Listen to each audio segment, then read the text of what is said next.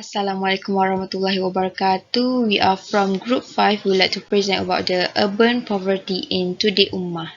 Okay, this is our concept fan, which is including the definition, the characteristic, the possible factor, root problems, solution, and also the impact of urban poverty.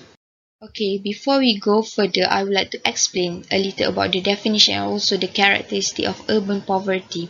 People now they know about the urban poverty, but they not well know about the characteristic of urban poverty.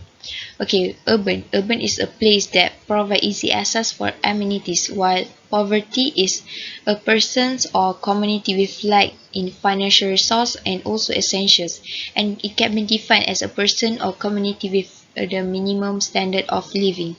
Urban poverty is referred to the set of economic and also the social difficulties, which is include the establishment of comfortable living standard, the increase of individualizations, and also the dualization of the labor market.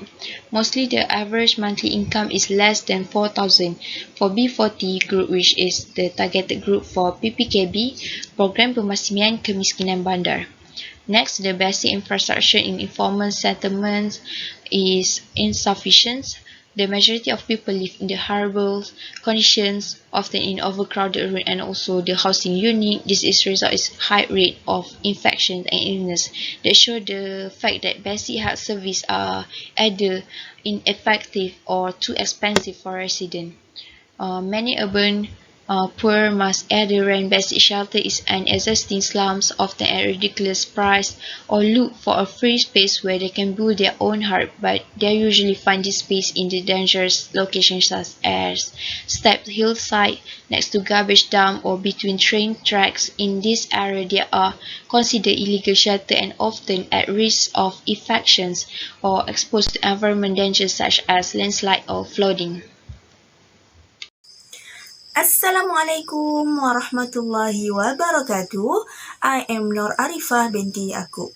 I will present the all possible factors of urban poverty and why we choose one of the idea from the factors to elaborate in detail. Alright, now let's see what are the possible factors of urban poverty. Firstly, instability in economic crisis. Second, finance management. Then, lower education.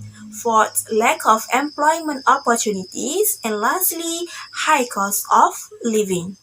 Alright, from all these factors, we find that the high cost of living is the largest contributor to the occurrence of urban poverty compared to other factors. Why?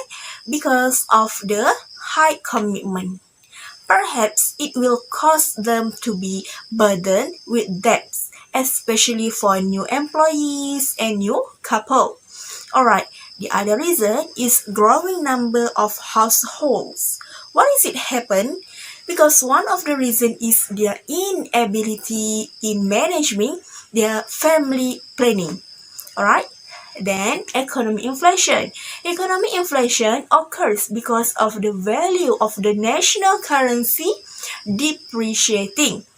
And the last one, rising price of goods and fares. This issue becomes a problem as the price of goods increase but the salary remain the same. So, of course, it will lead to the cost of living in urban society.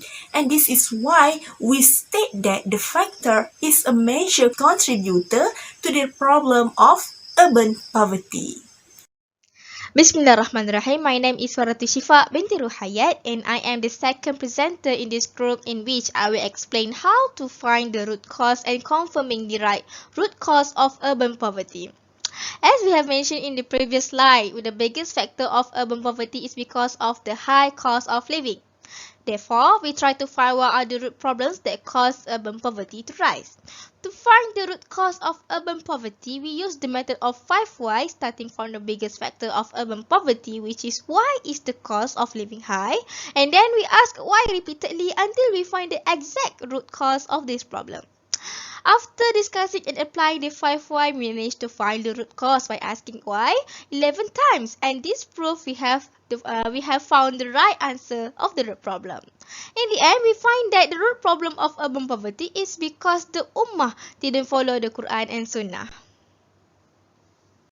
Next, after finding the root cause of urban poverty, we try to confirm that we have found the right root cause by applying the method of reverse 5Y, in which we solve the root cause by asking in reverse starting for the last question until the first question.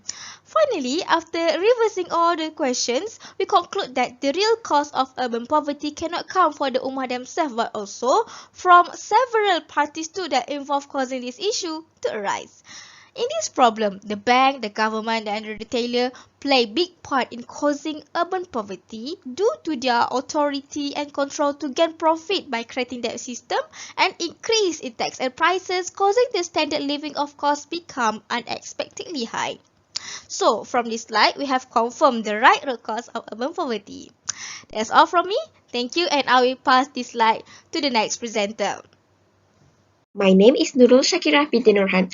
I am the fourth presenter and I will be presenting ideas and solutions to solve urban poverty. Based from the previous slide, after finding out the biggest factor and root problem of urban poverty, next we need to find out how do we solve this problem. Therefore, in this slide, we come up with every possible ideas in solving the urban poverty.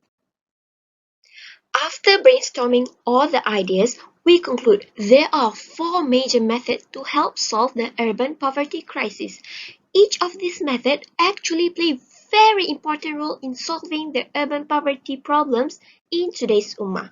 First, to improve the education system.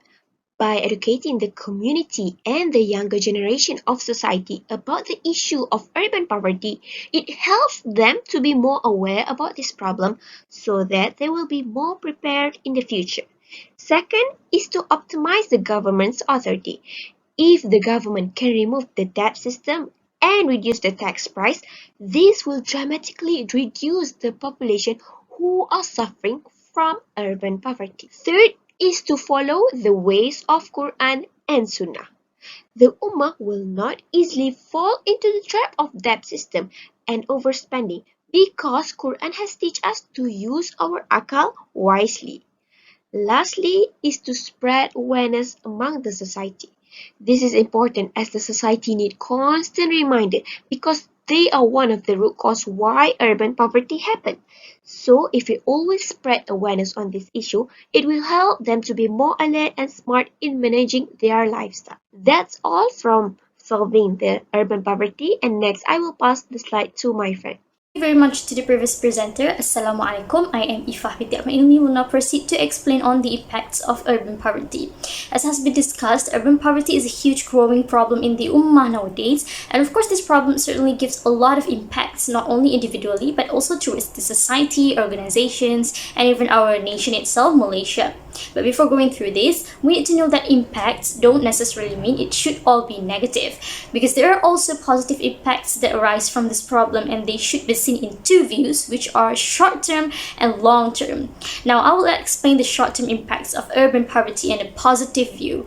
First, positive impacts can be focused on the society, because urban poverty can indirectly create a community that loves helping each other. Second, organizations can also start working more actively in spreading help and giving aids to the unfortunate citizens in urban areas. Both are very short-term impacts, but they are very positive.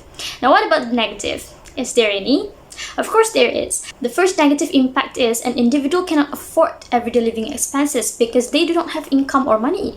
The next thing is this problem can create a huge dependency of the society towards the organizations. It is because the society do not make effort to get up from poverty, hence they need to rely from these organizations to give them support every day. Although these are short-term impact, but this is highly unwanted because they are not bringing any good. So we've finished the short-term impacts. Now let's go to the long-term impacts. As usual, let's see the positive ones first. Poverty is seen positively, making an individual to be better prepared for future challenges to survive in real world. there are also positive impacts towards the nation, such as more job opportunities being created towards the citizens by the government to eradicate poverty. Meanwhile, there are also the long-term negative impacts. The negative impacts that I want to focus here are towards the individual, society, and nation as shown in the slide right here. First, poverty will cause more unemployment in the future because an individual cannot secure the employment through education. Next, the society will be suffering from lacking skillful hands in the labor market as a chain effect from the unemployment.